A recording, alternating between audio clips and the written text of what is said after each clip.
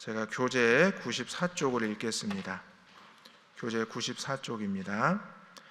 선생이란 진리를 가르치는 자로서 모든 사람들 앞에서 모범이 되는 사람입니다. 그렇기 때문에 선생이 부패하거나 타락하면 그 파급 효과는 엄청납니다. 그들은 혀로서 다른 사람들보다 더 나쁜 짓을 할 수 있기 때문입니다. 그러므로 선생은 늘 깨어 근신하며 온전한 사람이 되어야 합니다. 야고보는 지혜란 행함으로 나타나는 것이라고 강조합니다. 지혜는 땅의 지혜와 하늘의 지혜로 구분할 수 있는데, 이 땅의 지혜는 정욕을 위한 것이지만 하늘의 지혜는 의의 열매, 선한 열매를 맺게 합니다. 아멘. 우리는 계속해서 야고보서 말씀을 읽고 있습니다. 여러분, 하루를 살다 보면 우리가 말실수를 많이 하게 되는데, 말실수를 하지 않은 두 번의 시간이 있습니다. 언제인 줄 아십니까?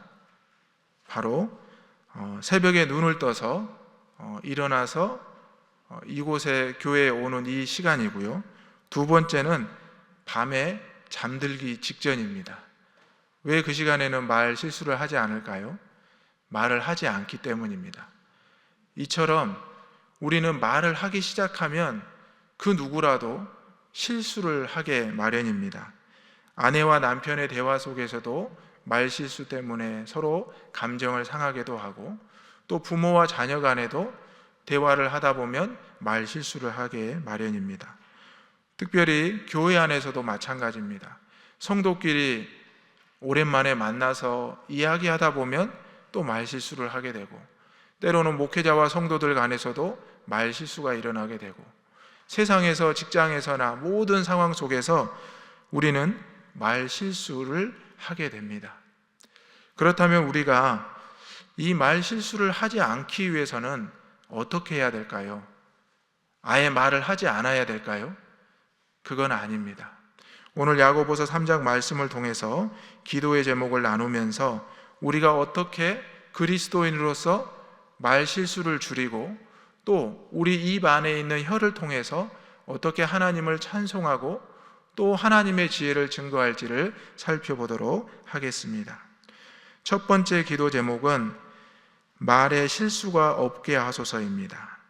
첫 번째 기도 제목은 말에 실수가 없게 하소서입니다. 본문의 2절 말씀을 다 같이 읽어보겠습니다. 2절입니다. 시작. 우리가 다 실수가 많으니 만일 말에 실수가 없는 자라면 곧 온전한 사람이라 능히 온몸도 굴레를 씌우리라. 아멘. 야고보 선지자는 단언하고 있습니다. 우리는 다 실수가 많다. 이것을 인정하는 것입니다. 여러분, 우리도 교회에 나온 성도이고 직분자지만 우리가 죄인임을 인정합니다. 우리가 죄인임을 인정하지 않으면 예수 그리스도의 복음이 우리 안에 결코 들어올 수가 없기 때문입니다. 하나님, 내가 죄인입니다. 나의 삶에 실수가 많습니다. 나의 삶이 늘 연약해서 넘어집니다. 이렇게 철저하게 하나님 앞에 나의 모든 것을 내려놓을 때 바로 하나님의 은혜가, 그리스도의 복음이 우리에게 찾아올 수 있다는 것입니다. 오늘 우리가 말 실수가 많다는 이야기를 시작하였습니다. 또 오늘 1절 말씀을 보면 너희는 선생된 우리가 더 큰 심판을 받을 줄 알고 선생이 많이 되지 말라, 이렇게 말합니다. 차라리 말 실수를 하지 않으려면 우리처럼 선생이 되는 것을 하지 마라. 우리는 너희에게 이렇게 말을 많이 하고 있지만 우리 역시 실수를 하기 때문이다 라고 말하고 있습니다. 하지만 우리에게 누군가가 가르쳐주지 않는다면, 전해주지 않는다면 우리는 바른 길로, 또 신앙의 길로 가기 어렵습니다. 물론 누군가가 우리에게 말 실수를 했지만 그것이 전부는 아니라는 사실입니다. 우리가 학교 다닐 때 또 선생님을 통해서 가르침을 받았고, 또 신앙생활을 하면서 교회에서 선생님을 통해서, 전도사님을 통해서, 또 목사님을 통해서 신앙의 가르침을 받아왔고 받고 있습니다. 사람인지라 말 실수를 하기 마련이라는 것입니다. 말 실수가 없는 사람은 온전한 사람이라고 했는데, 이 온전한 사람은 우리 주변에 거의 찾아볼 수가 없습니다. 사랑하는 성도 여러분, 우리가 말 실수를 안 하려고 하면 또 우리 스스로 많은 고통을 받게 됩니다. 중요한 것은 우리가 말을 아끼고 긍정적인 말을 해야 된다는 사실입니다. 실수를 두려워해서 하지 않는다면 그것은 바로 하나님 앞에서 달란트를 받은 이 3명의 종 중에 마지막 종처럼 땅에 묻어두는 사람과 같다는 것입니다. 우리가 입술을 열되 부정적인 말을 할 것이 아니라 긍정적인 말을 하고 누군가를 칭찬하고 누군가를 높여주는 것을 한다면 하나님의 역사가 저와 여러분을 통해서 나타나게 될 줄로 믿습니다. 오늘 계속해서 이렇게 말합니다. 말들의 입에 재갈을 물리는 것은 그 온몸을 제어하는 것이다. 큰 배를 움직이는 것은 사공의 작은 키다. 그리고 작은 불이 큰 나무를 태운다. 이것은 뭘 말하냐면 우리가 말을 할 때 무엇을 통해서 합니까? 입 안에 있는 혀를 통해서 합니다. 이런 이야기를 제가 들었습니다. 하나님께서 우리를 창조하셨는데 눈을 2개를 주고 귀를 2개를 주고 또 코를 밖으로 만드시고 입을 만드셨지만 혀는 왜 안에 숨겨두었을까? 그것은 바로 조심하라는 뜻이라고 합니다. 여러분, 평상시에 여러분의 혀가 보입니까? 요즘은 마스크를 쓰셔서 입이 더 보이지 않습니다. 그래서 그런 생각을 하게 됩니다. 하나님께서 이 코로나 고통 가운데 우리에게 많은 어려움을 주시기도 하지만 우리가 이 마스크를 씀으로써 우리의 말을 조심하게 되고 또 우리의 입술을 조심하게 되는 그런 모습도 발견하게 됩니다. 또 입 안에 있는 이 혀는 누군가를 살리기도 하고 또 누군가를 죽이기도 하는 이런 힘이 또 이런 모습이 있다는 사실입니다. 그래서 성경의 말씀을 보면 이 혀는 곧 불이라고 말하고 있습니다. 또한 불의의 세계라고 말하고 있습니다. 삶의 수레바퀴를 불사르고 또 이 사르는 것이 지옥불에서도 난다고 하고 있습니다. 우리의 속담에도 새치혀를 조심하라는 새치혀가 사람을 잡는다는 말이 있습니다. 우리의 이 입술, 우리의 입, 우리의 말, 우리의 혀가 생명을 살리기도 하지만 그 생명을 죽이기도 하고 온 세상을, 내가 속한 공동체를, 가정과 교회와 직장을 어려움에 빠뜨리게도 한다는 사실입니다.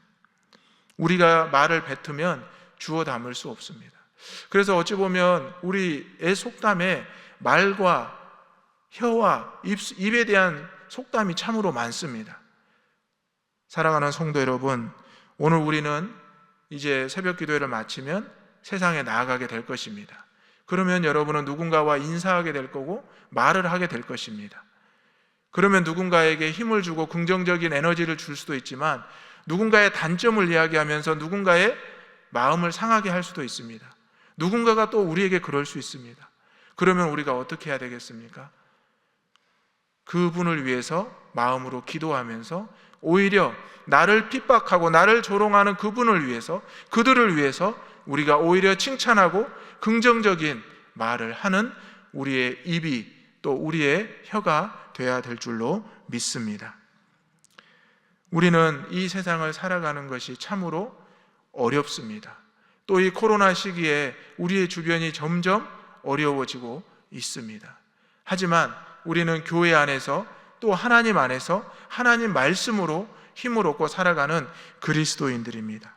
우리의 환경만을 하나님 앞에 입을 열어 탓할 것이 아니라 오히려 나의 삶을 여기까지 인도하신 하나님을 높이고 하나님 앞에 우리의 신앙을 고백하는 입이 되어야 될 줄로 믿습니다. 2번째 기도 제목은 입으로 저주하지 않고 찬송만 하게 하소서입니다. 입으로 저주하지 않고 찬송만 하게 하소서입니다. 본문의 9절과 10절의 말씀입니다. 함께 읽겠습니다. 시작. 이것으로 우리가 주 아버지를 찬송하고 또 이것으로 하나님의 형상대로 지음을 받은 사람을 저주하나니 한 입에서 찬송과 저주가 나오는도다. 내 형제들아, 이것이 마땅하지 아니하니라. 아멘. 입으로 할 수 있는 일이 찬송과 저주라고 말하고 있습니다. 맞습니다. 우리의 삶이 분명히 그렇게 보여주고 있습니다. 여러분, 예배 시간에 방금도 우리가 찬송을 부르셨죠? 네.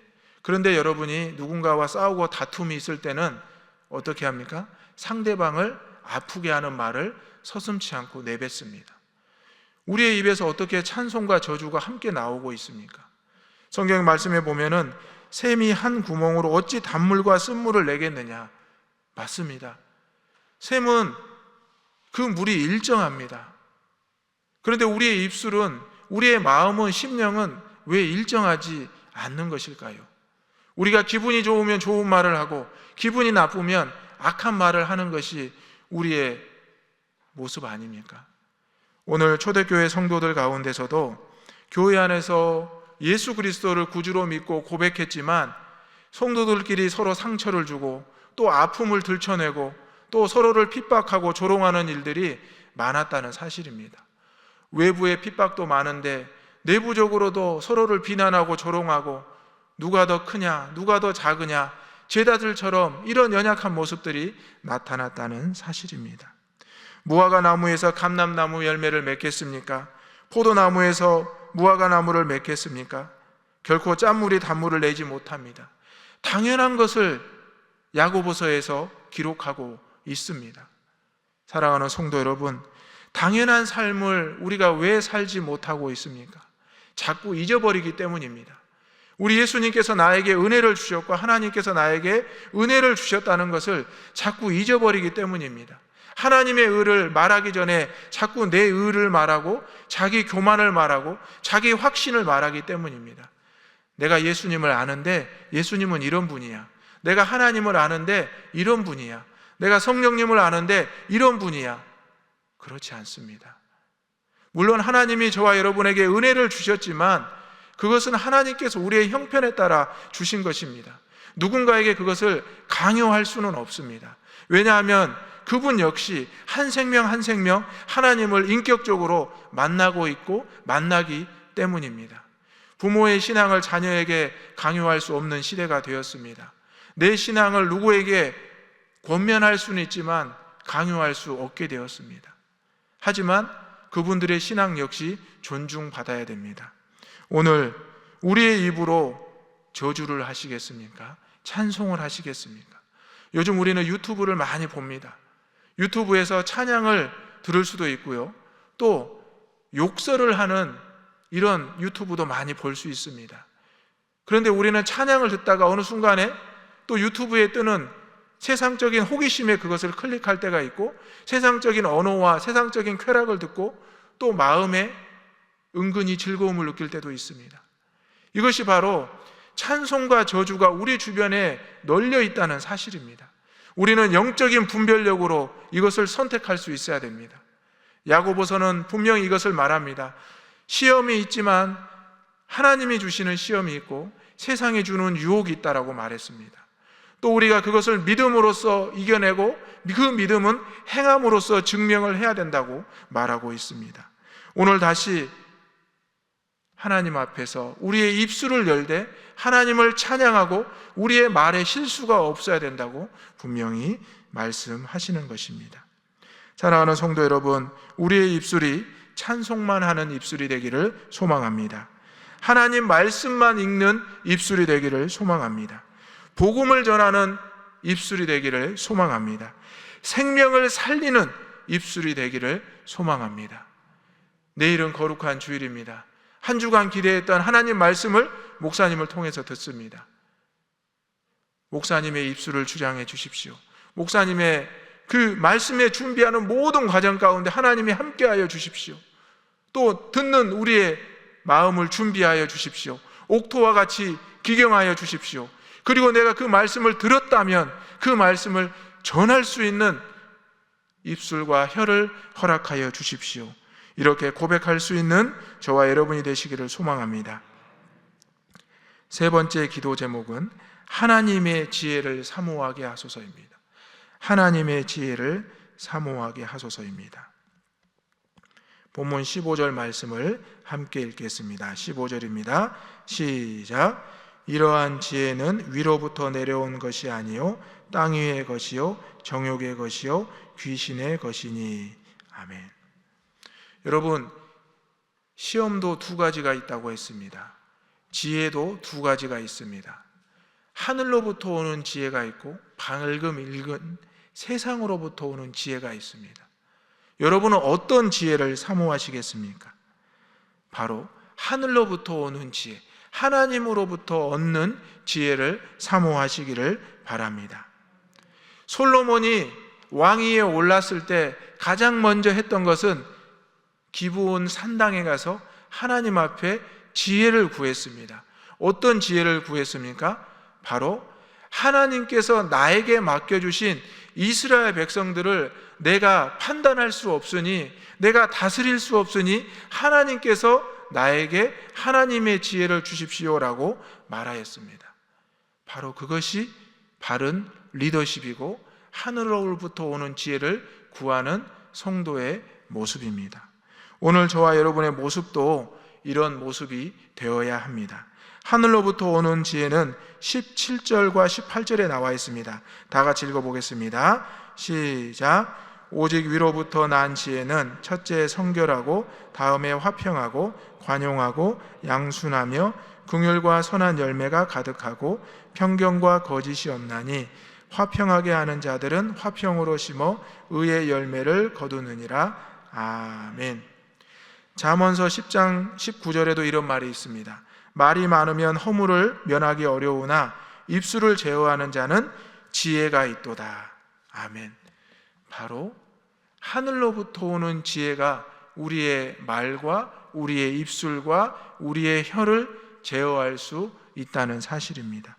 내가 아무리 내 입술을 제어하려고 해도 우리는 실수하기 마련입니다. 우리는 누군가의 허물을 지적하기 마련입니다. 찬송하기보다 쾌락을 쫓아서 그 이야기를 하게 되고 저주를 말하기도 한다는 사실입니다. 여러분, 중직자들도 또 그리스도인들도 또 예수 믿는 사람들도, 세상 사람들은 그렇게 생각합니다. 예수 믿는 사람들은 정말 선한 말만 하고 선한 행동만 할 것이야. 그런데 실망할 때가 어떤 거냐면, 예수 믿는 사람들이 왜 저런 말을 하지? 예수 믿는 사람들이 저런 말도 하네? 이런 겁니다. 만약 여러분이 그런 말을 듣는다면 하나님 앞에 회개해야 됩니다. 우리가 예수쟁이라는 말을 듣는 것은 좋지만 예수 믿는 사람이 저런 말도 하다니, 이런 말을 듣는 것은 교회에 대한, 하나님에 대한 실망을 가져올 수 있고 복음을 가로막는 모습이 될 수도 있습니다. 우리는 세상의 지혜를 사모할 것이 아니라 하늘의 지혜를 사모해야 됩니다. 세상 사람들이 아무리 배워도 깨달을 수 없는 것, 스바 여왕이 솔로몬을 찾아올 수밖에 없었던 것, 바로 하늘로부터 오는 지혜, 세상의 그 어떤 책으로도 배울 수 없는 지혜가 있었기 때문입니다. 여러분, 세상 사람들이 우리와 다른 점이 뭔지 아십니까? 우리는 날마다 복음을 듣는다는 사실입니다. 복음의 말씀을 얻는다는 사실입니다. 그런데 세상 사람들은 복음을 날마다 들을 수 있는 기회가 없습니다. 그래서 우리가 세상 사람들과 구별될 수가 있는 것입니다. 오늘 우리는 세상으로부터 구별되어 있습니다. 속하여는 있지만 성결하게 구별되어 있습니다. 바로 그것은 위로부터 오는 지혜가 우리에게 매 순간 부어지고 있기 때문입니다. 여러분이 오늘 하루도 하늘로부터 오는 지혜를 마음껏 받으시는 저와 여러분이 되시기를 간절히 소망합니다. 땅 위의 것은 정욕의 것이고 귀신의 것이라고 분명히 말합니다. 야고보서 말씀은 명령으로 계속 말하고 있고 아주 강하게 비유를 통해서 말하고 있습니다. 오늘 혀에 대한 비유도 아주 강력하게 말하고 있습니다. 또 오늘 세상의 지혜는 정욕의 것이요 귀신의 것이라고, 시기와 다툼이 있는 곳에 혼란과 모든 악한 일이 있다라고 말하고 있습니다. 어쩌면 야고보서의 말씀을 읽으면 초대교회 성도들뿐만 아니라 지금의 우리의 교회의 모습 가운데도 강하게 책망하고 있고 다가오는 것입니다. 오늘 하루를 살면서 한 주간의 삶을 돌아볼 수 있기를 소망합니다. 내가 무엇을 사모하고 있는지, 내가 내 입술과 혀로 무엇을 말하고 있는지 돌아볼 수 있는 참된 그리스도인이 되기를 간절히 소망합니다. 이제 우리는 새벽 기도를 마치고 세상에 나아갑니다. 여러분의 입술에서 무엇을 말해야 된다고요? 찬송을 말하고 복음을 말하고 하늘로부터 오는 지혜를 선포할 수 있는 하나님의 입술, 하나님의 혀가 되기를 주님의 이름으로 축원합니다. 아멘. 주신 말씀을 생각하면서 함께 기도하겠습니다. 말에 실수하지 않게 하소서. 입으로 저주하지 않고 찬송하고 복음 증거하게 하소서. 하나님의 지혜를 사모하여 세상으로 나아가게 하소서. 함께 기도하겠습니다. 주여 믿습니다. 주여 믿습니다. 주여 믿습니다.